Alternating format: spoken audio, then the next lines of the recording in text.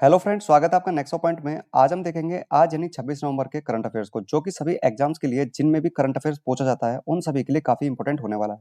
तो चलिए वीडियो को शुरू करते हैं। हमारा आज का पहला क्वेश्चन है, अनवर इब्राहिम किस देश के नए प्रधानमंत्री बन गए हैं? दोस्तों सही आंसर है मलेशिया। मलेशिया के जो नए प्रधानमंत्री बने हैं ये बने हैं अनवर इब्राहिम। ठीक है, तो दोस्तों ये है अनवर इब्राहिम, ये बन गए हैं मलेशिया देश के नए प्रधानमंत्री। ठीक है दोस्तों, अब दोस्तों जितने भी नए प्राइम मिनिस्टर और प्रेसिडेंट बने हैं अलग अलग कंट्रीज के, उनको देख लेते हैं। तो दोस्तों लूला डे सिल्वा ये तीसरी बार ब्राजील के राष्ट्रपति बन गए हैं। वहीं बात करें अब्दुल लतीफ राशिद की, ये इराक के प्रेसिडेंट बन गए हैं। वहीं ऋषि सुनक आपको पता ही है यूनाइटेड किंगडम के प्रधानमंत्री बन गए हैं। स्वीडन के जो नए प्राइम मिनिस्टर बने हैं ये बने हैं कौन? उल्फ क्रिस्टर्सन स्वीडन के नए पीएम बन गए हैं।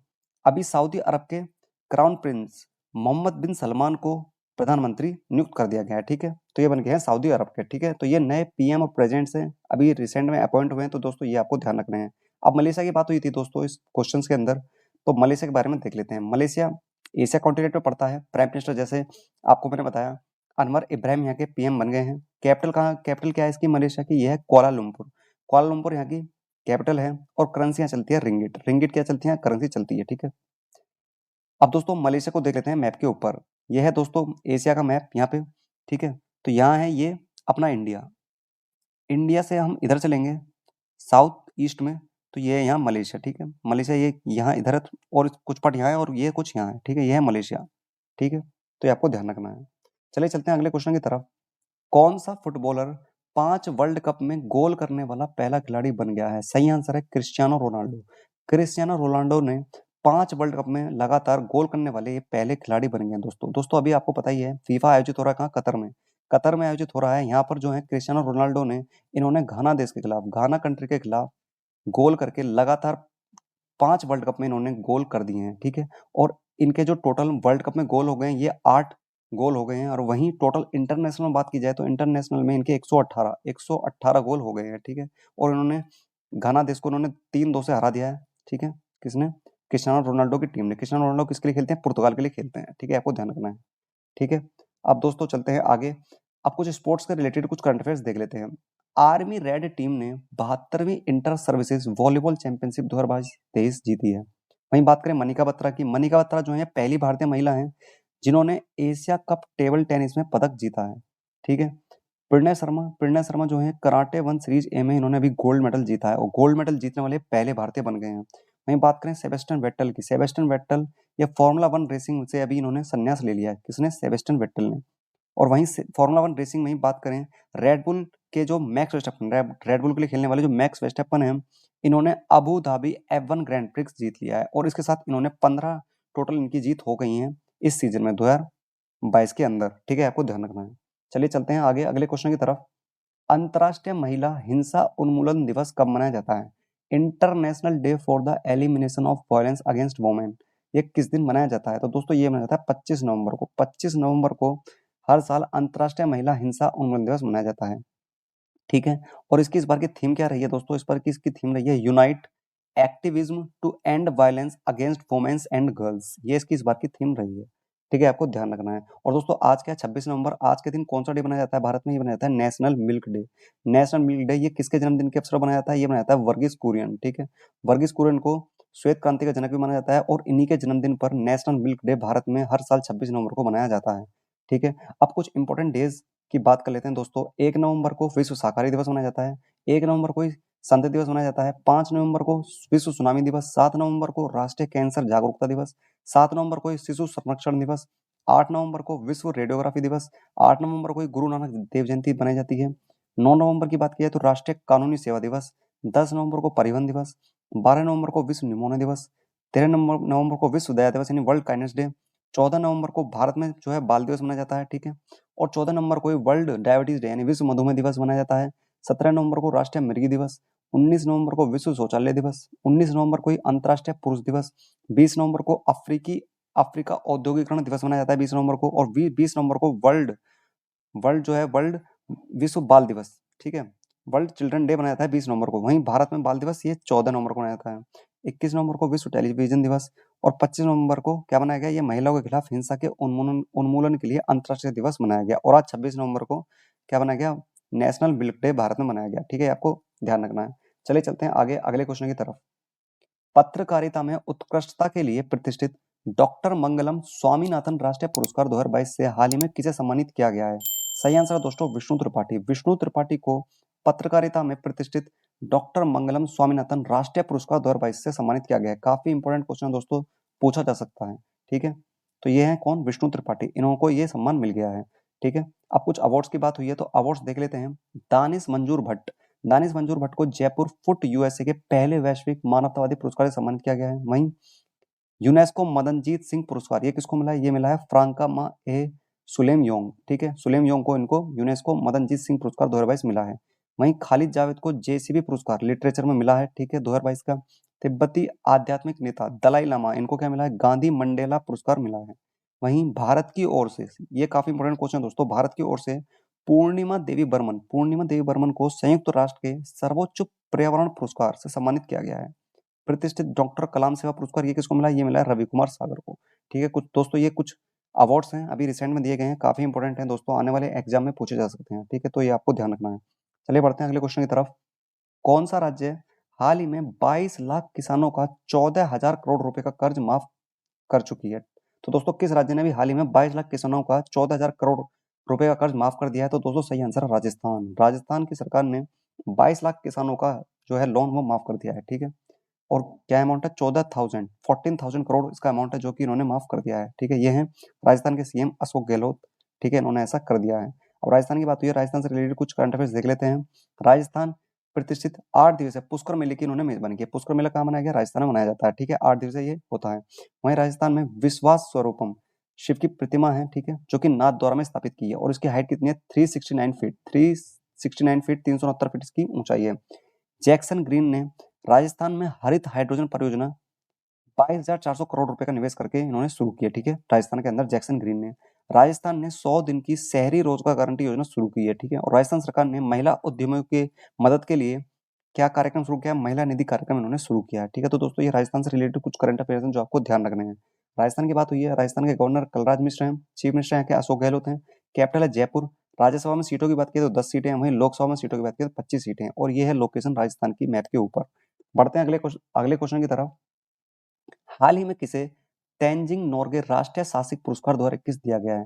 दोस्तों सही आंसर है ऑप्शन नंबर डी, ये सभी, यानी नैना धाकड़ी, शुभम धनंजय वनमाली और भवानी सिंह, इन तीनों को ही नेशनल जो ये Tenzing Norgay national adventure award ये दिया गया है। ये दोस्तों चार चार कैटेगरी में दिया जाता है। एक तो भूमि साहसिक हो गया, जल साहसिक हो गया, और वायु साहसिक, और लाइफ टाइम कैटेगरी में, ठीक है, जीवन में कोई भी उपलब्धि करी है तो उसके लिए। ये 4 कैटेगरी में दोस्तों ये Tenzing Norgay national adventure award दिया गया है, और ये 2021 का दिया गया है अभी, ठीक है, नवंबर के अंदर। नवंबर 2022 में इन तीनों को दिया गया है, ठीक है, ये आपको ध्यान रखना है। और ये दिया जाता है किसके द्वारा? युवा कार्यक्रम एवं खेल मंत्रालय द्वारा ये अवार्ड जो है दिया जाता है, ठीक है। अब कुछ अवार्ड्स की फिर कुछ और अवार्ड्स देख लेते हैं दोस्तों। अभी बांग्लादेश देश के रहने वाली महिला रिपोर्टर कौन? फहमिदा अजीम। फहमिदा अजीम को पुलित्जर पुरस्कार 2022 मिला है, ठीक है, पुलित्जर पुरस्कार 2022 किसको मिला है? ये मिला है फहमिदा अजीम को। प्रधानमंत्री आवास योजना अर्बन योजना के तहत उत्तर प्रदेश को सर्वश्रेष्ठ पुरस्कार 2021 दिया गया है, ठीक है। मिलेट को यानी बाजरा को बढ़ावा देने के लिए छत्तीसगढ़ राज्य को पोषक अनाज अवार्ड 2022 दिया गया, ठीक है। पोषक अनाज अवार्ड 2022 किसको दिया गया है? छत्तीसगढ़ राज्य को दिया गया है। किसको बढ़ावा देने के लिए? मिलेट को बढ़ावा देने के लिए। किशोर कुमार दास को क्या मिला है? इनको यूके का Commonwealth points of light award दिया गया है। वहीं बात करें आरजे उमर, इनको क्या मिला है? इनको यूनिसेफ द्वारा प्रतिरक्षण चैंपियन पुरस्कार दिया गया है, ठीक है। दोस्तों ये कुछ और इंपॉर्टेंट अवार्ड्स हैं, आपको ध्यान रखने हैं, ठीक है। चलते हैं आगे अगले क्वेश्चन की तरफ।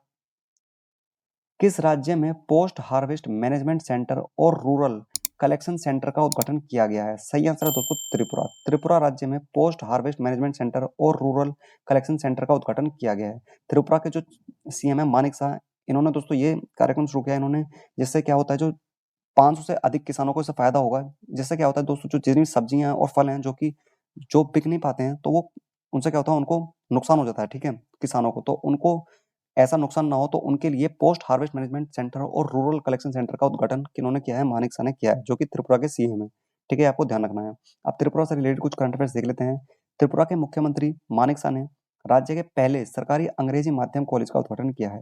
भारत के पहले बायो विलेज का जो मान्यता मिली है, ये त्रिपुरा राज्य में मिल गई है, ठीक है। पहला बायो विलेज कहाँ? त्रिपुरा में। खर्चे उत्सव कहाँ मनाया जाता है? त्रिपुरा मनाया जाता है। त्रिपुरा सरकार ने अर्न विद लर्न योजना शुरू की है। वहीं उत्तर पूर्व के डीजीपी और सीपीओ के प्रमुखों का 27वां सम्मेलन ये कहाँ आयोजित हुआ है? त्रिपुरा के अगरतला शहर में आयोजित किया गया है। ये आपको ध्यान रखना है। अब त्रिपुरा की बात हुई है, कैपिटल अगरतला है। गवर्नर कौन है? सत्यदेव नारायण आर्य हैं। मानेक शाह के सीएम है। राज्यसभा में 1 सीट है और लोकसभा में 2 सीटें हैं। और लोकेशन की बात की तो त्रिपुरा की ये लोकेशन मैप के ऊपर। चलते हैं आगे। अब कुछ इंपॉर्टेंट वन लाइनर क्वेश्चन देख लेते हैं दोस्तों, ठीक है? काफी इंपॉर्टेंट है दोस्तों, याद रखना है आपको ये, ठीक है? कुछ इंपॉर्टेंट वन लाइनर्स फॉर्म में देख लेते हैं क्वेश्चंस। अमेरिका की मॉर्निंग कंसल्ट कंपनी, इन्होंने क्या काम किया है? इन्होंने प्रधानमंत्री नरेंद्र मोदी को विश्व के नेताओं में शीर्ष स्थान इन्होंने उनको दिया है, ठीक है? प्रधानमंत्री नरेंद्र मोदी को किसने? मॉर्निंग कंसल्ट ने, जो कि अमेरिका की कंपनी है। लैंगिक हिंसा के खिलाफ 26 नवंबर 2022 को एक सप्ताह के लिए केंद्र सरकार द्वारा नई चेतना अभियान शुरू किया है, ठीक है? 26 नवंबर से एक सप्ताह के लिए नई चेतना अभियान शुरू किया गया है लैंगिक हिंसा के खिलाफ। पाकिस्तान के नए आर्मी चीफ कौन बन गए हैं? ये बन गए हैं जनरल आसिम मुनीर। जनरल आसिम मुनीर ये पाकिस्तान के नए आर्मी चीफ बन गए हैं। दोस्तों, राजस्थान के उदयपुर शहर में 4 से 7 दिसंबर 2022 तक भारत में पहली G20 शेरपा बैठक की मेजबानी की जाएगी, ठीक है? कहाँ? उदयपुर में।